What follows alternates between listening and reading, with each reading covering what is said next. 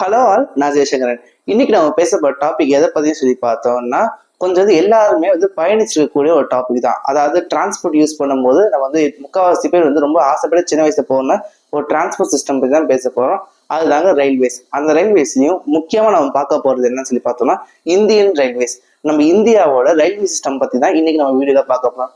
வாங்க வீடியோக்குள்ள போலாம். ஃபர்ஸ்ட், இந்த இந்தியன் ரயில்வேஸ் அப்படிங்கிற டேர்ம் என்ன குறிக்குது அப்படின்னு சொல்லி பார்த்தோம்னா, இது ஒரு state owned enterprise. State owned என்டர்பிரைஸ்ங்கிறதுல நீங்க ஸ்டேட்டுங்கிறது மாநிலம் அப்படின்னு சொல்லிட்டு எடுத்துப்பீங்கன்னா அது இல்லை. ஸ்டேட்டுங்கிறது நாடு, அதாவது நம்ம தேசத்தை கூட ஸ்டேட்டுங்கிற வார்த்தையில குறிப்பிட முடியும். அப்படிப்பட்ட வகையில ஒரு நாடு இல்லை கவர்மெண்ட், அதாவது சென்ட்ரல் கவர்மெண்ட்டோ ஸ்டேட் கவர்மெண்ட்டோ ஓன் பண்ணக்கூடிய ஒரு என்டர்பிரைஸ். என்டர்பிரைஸ் சொல்லி பார்த்தோம்னா கம்பெனி, அசோசியேஷன், இது மாதிரி டேர்ம்ஸ் எல்லாமே இந்த என்டர்பிரைஸ்குள்ள வரும். இது மாதிரி ஸ்டேட் ஓன்ட் என்டர்பிரைஸா இருக்கிறது தான் இந்தியன் ரயில்வேஸ் கம்பெனிங்கிறது. அதாவது என்டர்பிரைஸ் நம்ம சொல்லிப்போம். இது மாதிரி பார்க்கக்கூடிய இந்த இந்தியன் ரயில்வேஸ் பார்த்தோம்னா 2023 4th லார்ஜஸ்ட் ரயில்வே சிஸ்டம் அப்படின்னு சொல்லிட்டு உலகத்துல இருக்கக்கூடிய ரயில்வே சிஸ்டம்ல ஒன்னா அமைஞ்சிருக்கு. அதாவது பாத்தீங்கன்னா இந்தியாவில் இருக்கக்கூடிய ரயில்வே சிஸ்டம்னா உலகத்துல இருக்கக்கூடிய 4வது மிகப்பெரிய ரயில்வே சிஸ்டம் அமைஞ்சிருக்கக்கூடியது அப்படின்னு சொல்லிட்டு சொல்றாங்க. அது மட்டும் இல்லாம சொல்லி பார்த்தோம்னா இந்த ரயில்வே சிஸ்டம்ல கிட்டத்தட்ட பார்த்தோம்னா 1,32,000 கிலோமீட்டர்ஸ் ரயில்வே ட்ராக் அமைச்சிருக்காங்க.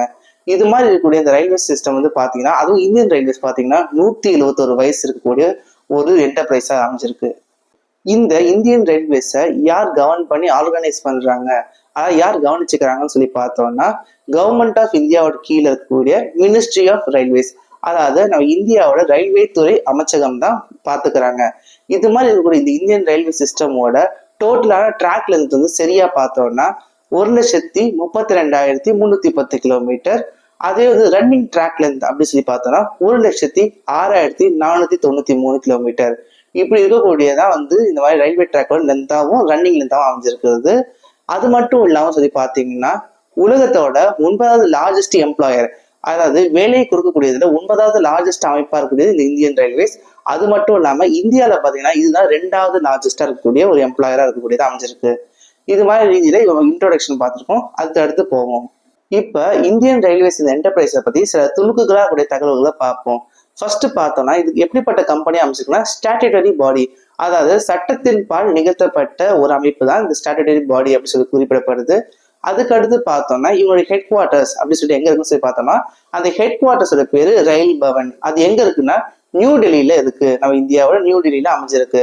அதுக்கு அடுத்து பார்த்தோம்னா இதுல இருக்கிற முக்கியமான ஒரு பர்சனோட பேர் நம்ம ஞாபகம் வச்சுக்கணும்னா இந்த ரயில்வே துறை அமைச்சகத்தோட அமைச்சராக இருக்கக்கூடிய, அதாவது மத்திய அமைச்சராக இருக்கக்கூடிய அஸ்வினி வைஷ்ணவ் அவர்கள். இவர் தான் இந்த என்டர்பிரைஸ்க்கு ரொம்ப முக்கியமான நபரா அமைஞ்சிருக்காரு.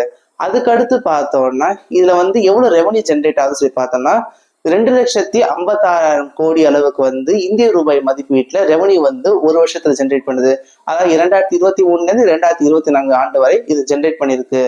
அதுக்கு அடுத்து பார்த்தோம்னா இது எவ்வளவு எம்ப்ளாயிஸ் வேலை செய்யறாங்க, எவ்வளவு தொழிலாளர்கள் இதை சம்மந்தப்பட்டிருக்காங்க. தொழிலாளர்கள் மட்டும் இல்ல, ஒர்க்மேன் இருக்கட்டும், ஆஃபீஸ் ஸ்டாஃப்ஸா இருக்கும், அவங்க எவ்வளவு பேர் சம்மந்தப்பட்டிருக்கா சொல்லி பார்த்தோம்னா 12,12,000க்கு மேற்பட்ட பணியாட்கள் இந்தியன் ரயில்வேல வேலை செய்யறாங்க அப்படின்னு சொல்லிட்டு குறிப்புகள் தரப்படுது.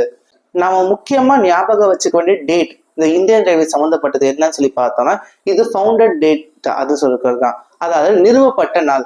நிறுவப்பட்ட நாள் எதுதான் 16 ஏப்ரல் 1853 ஆண்டுல தான் நிறுவியிருக்காங்க. கிட்டத்தட்ட சொல்லணும்னா 171 வருஷங்களா இந்தியன் ரயில்வேஸ்ங்கிறது நம்ம நாட்டுல செயல்பட்டு இருக்கு. அதுதான் இதுக்கு முக்கியமான விஷயங்கள். இப்ப நம்ம சில துணுக்குகள் பார்த்தோம். இதுக்கு அடுத்து மறுபடியும் கொஞ்சம் இன்ட்ரடக்ஷன் இந்தியன் ரயில்வே பத்தி நான் சொல்றேன். இந்த இந்தியன் ரயில்வேஸ் பார்த்தோம்னா 1951 வருஷத்துல கிட்டத்தட்ட 18 கம்பெனிஸ் ரயில்வே கம்பெனிஸை ஒன்றிணைச்சு அமல்கமிஷன் பண்றாங்க. அமல்கமிஷன்னா ஒன்றிணைக்க செய்யறது தான் அமல்கமிஷன் சொல்லுவாங்க. இது மாதிரி ஒன்றிணைக்கப்பட்டதுக்கு அப்புறம் சொல்லி பார்த்தோம்னா இது 6 டிஃப்ரெண்ட் ஜோன்ஸா பிரிக்கிறாங்க ரயில்வேஸ் டிபார்ட்மெண்ட்டை. அதாவது 1951 இருந்து 1952 வருஷத்துல இது மாதிரி 6 ஜோன்ஸா பிரிக்கிறாங்க.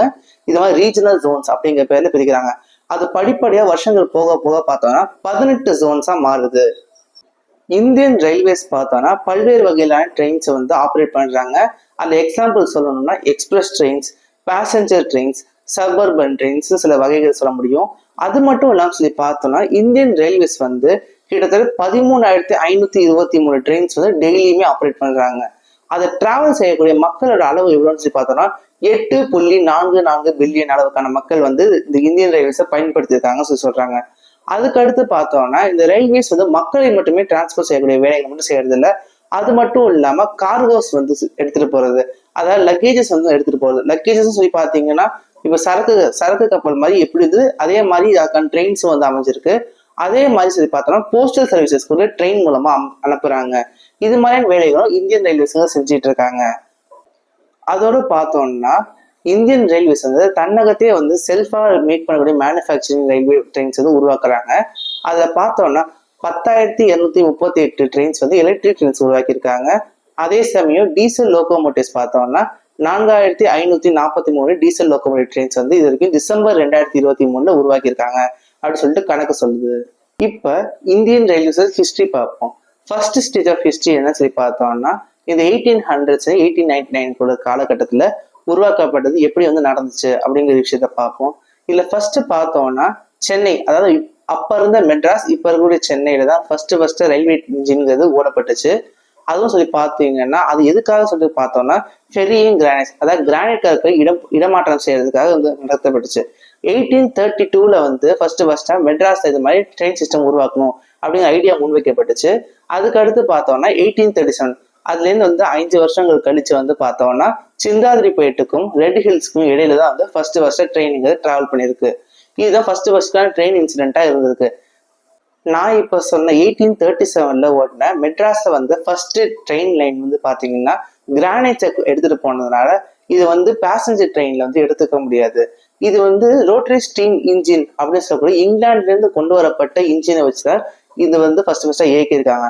ஆனா முதல்ல பேசஞ்சர் ட்ரெயின் வந்து எப்ப வந்து இயக்கப்பட்டிருக்குன்னு சொல்லி பார்த்தோம்னா 1853 ஆண்டுல தான் இயக்கியிருக்காங்க.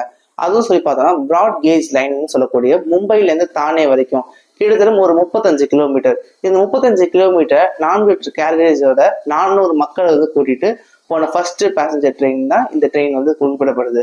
இந்த மும்பைல இருந்து தானே போன இந்த நாள், அதாவது இந்த 16 ஏப்ரல் 1853 முன்னாடி சொல்லியிருந்தேன்ல, இந்த தேதி தான் வந்து ஃபர்ஸ்ட் இந்தியன் ரயில்வேஸோட டேட்டாவும் அறிவிக்கிறாங்க.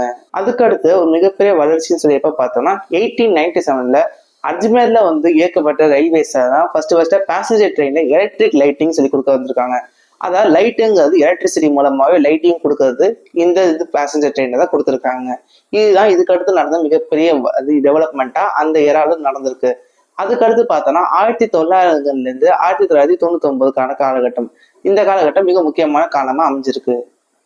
இந்த காலகட்டத்துல 1924ஆம் ஆண்டுதான் முதல் முறையா ரயில்வே பட்ஜெட்டுங்கிற ஒரு விஷயங்கிறது தாக்கல் செய்யப்படுது. அதுக்கடுத்து பார்த்தோம்னா 1925ஆம் ஆண்டு பிப்ரவரி மாதம் 3ஆம் தேதி, இந்த தேதியை தான் பார்த்தோம்னா முதல் முறையா எலக்ட்ரிக் ட்ரெயின்ங்கிறது பாம்பேக்கும் குர்லாங்கிற இடத்துக்கும் வந்து இடையே டிராவல் பண்ணுது. இந்த மாதிரி இருக்கக்கூடிய நிலையில பார்த்தோம்னா அதுக்கடுத்து வந்து இந்த எலக்ட்ரிக் ட்ரெயின்ஸுங்க அதிகமாக வரப்பட ஆரம்பிக்குது.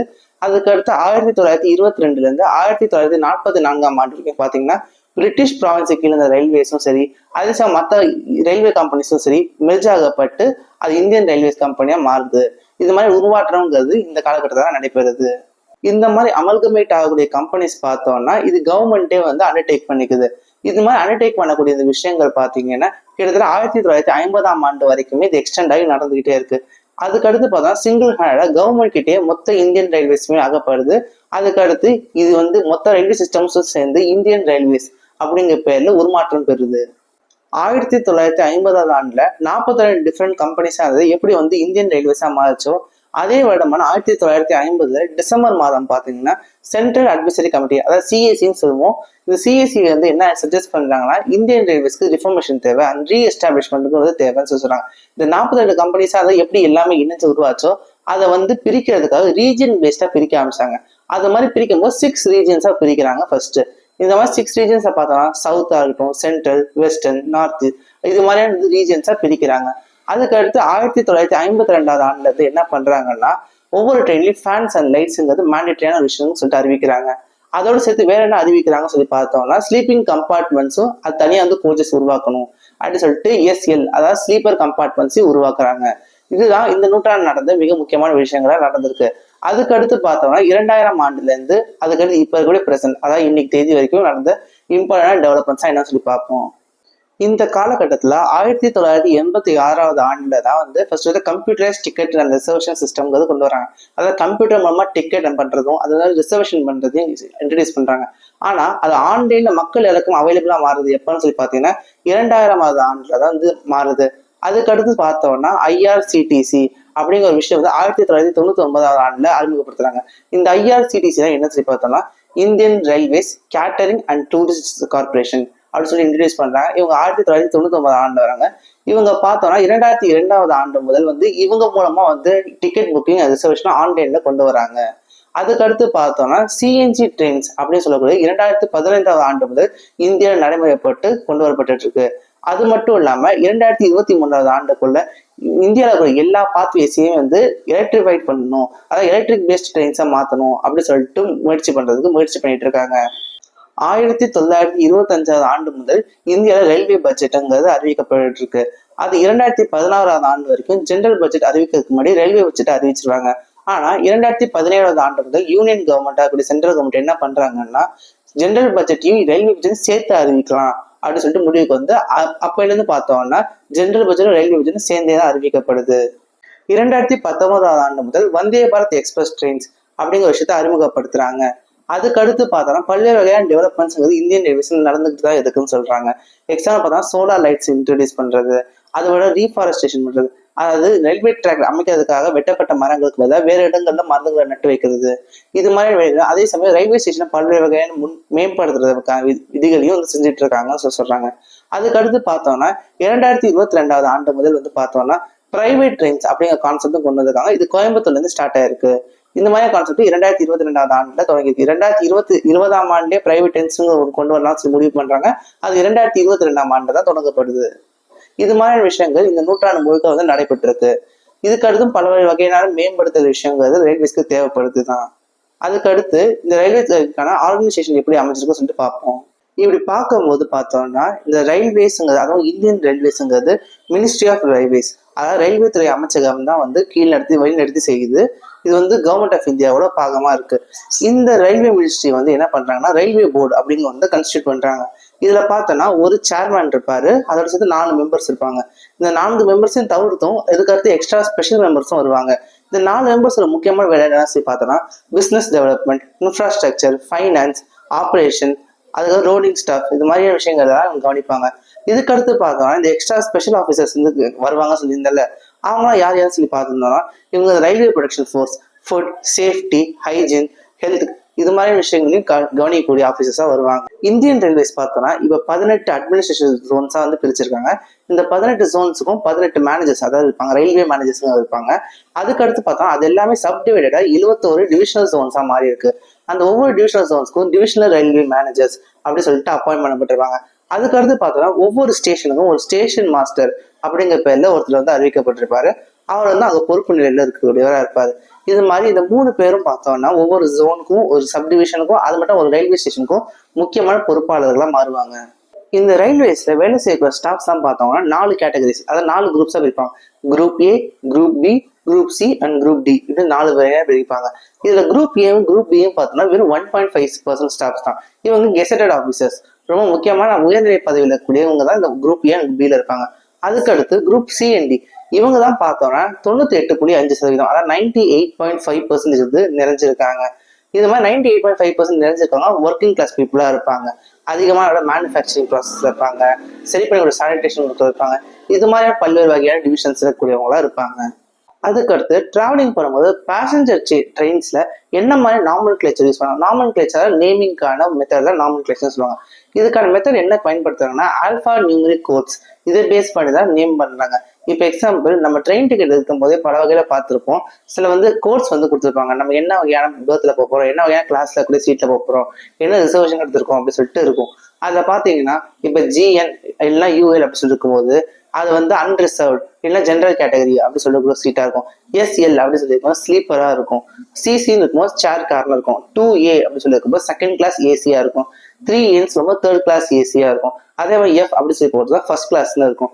அதே மாதிரி பார்த்தோம்னா எந்த இடத்துல உட்கார போறோம், என்ன பெர்த் வந்து நம்ம கொடுக்க போறது அப்படின்னு சொல்லி பொறுத்து அதுக்கேற்ற மாதிரி அப்பர் பெர்த்தா, லோவர் பெர்த்தா, இல்லை மிடில் பெர்த்தான்னு சொல்லி போட்டிருக்கோம். அது மட்டும் இல்லாமல் ஒவ்வொரு சீட்டுக்கும் அந்த நம்பர்ஸும் கொடுத்துருப்பாங்க. எக்ஸாம்பிள் 40, 41, 42 அப்படின்னு சொல்லிட்டு. இப்போ உங்க சீட் வந்து நீங்க லொக்கேட் பண்ணா அப்பர் பெர்த் 41.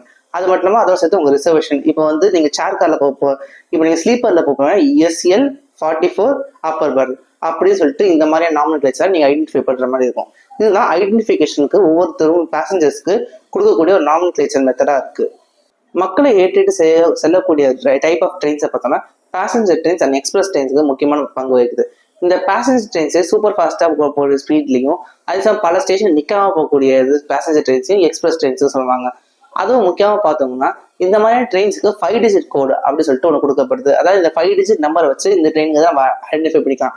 அது மட்டும் இல்லாமல் சில குறிப்பிட்ட எக்ஸ்பிரஸ்க்கு நேம் கூட கொடுத்துருப்பாங்க. இப்போ எக்ஸாம்பிள் பார்த்தா ராஜ்தானி எக்ஸ்பிரஸ், ஹம்சஃபர் எக்ஸ்பிரஸ், தேஜஸ் எக்ஸ்பிரஸ், அது மட்டும் இல்லாமல் குருவாயூர் எக்ஸ்பிரஸ், இது மாதிரிலாம் பார்த்தோம்னா சதாப்தி எக்ஸ்பிரஸ், அந்தயோதயா எக்ஸ்பிரஸ், இது மாதிரி பல பேர்களை நம்ம கேள்விப்பட்டிருப்போம். இதெல்லாம் வந்து ஃபேமஸான எக்ஸ்பிரஸோட பேர்கள்.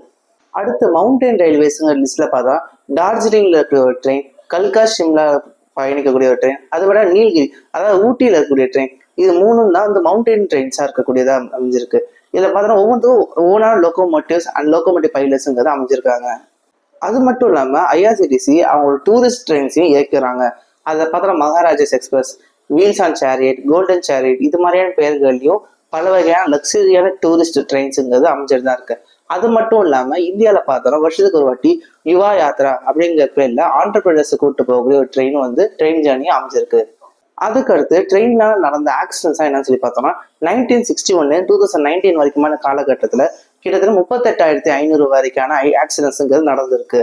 அது மட்டும் இல்லாமல் பார்த்தோம்னா வரலாற்றிலே ரொம்ப முக்கியமா 2019 to 20 காலகட்டத்தில் மட்டும்தான் எந்த ஒரு ட்ரெயின் ஆக்சிடென்ட்ஸுமே நடக்கல. அதாவது 0 accident year, 0 passenger death of the year அப்படின்னு சொல்றாங்க. ஏன்னு சொல்லி பார்த்தோம்னா அந்த வருஷம் COVID-19 இருந்துச்சு. அந்த சமயத்தில் எந்த ஒரு பேசஞ்சர் ட்ரெயினுமே இயக்கல. அதுதான் முக்கியமான காரணமா அமைஞ்சிச்சு அப்படின்னு சொல்றாங்க. இது மாதிரி ஆக்சிடென்ட்ஸுங்கிறது ட்ரெயின்ல அடிக்கடி நடந்துட்டு தான் இருக்குது. ஆனா அதே சமயம் பார்த்தோம்னா அதுக்கான அட்வான்ஸ்மெண்ட்ஸும் பார்த்து இது மாதிரி ஆக்சிடென்ட் நடக்காம இருக்கான பல சூழ்நிலைகளையும் ரயில்வேங்கிறது செஞ்சுட்டு தான் இருக்கு. இன்னைக்கு நம்ம இந்தியன் ரயில்வேஸோட ஹிஸ்டரியும் அது மட்டும் இல்லாமல் அதை பயணிச்சத பாதையும் அது மட்டும் இல்லாமல் அதுக்குள்ள இருக்கக்கூடிய ஃபியூச்சர்ஸையும் பார்த்துருக்கோம். நாளைக்கு நான் வேற ஒரு தகவலை வந்து உங்களை சந்திக்கிறேன். அது வரைக்கும் தேங்க்யூ.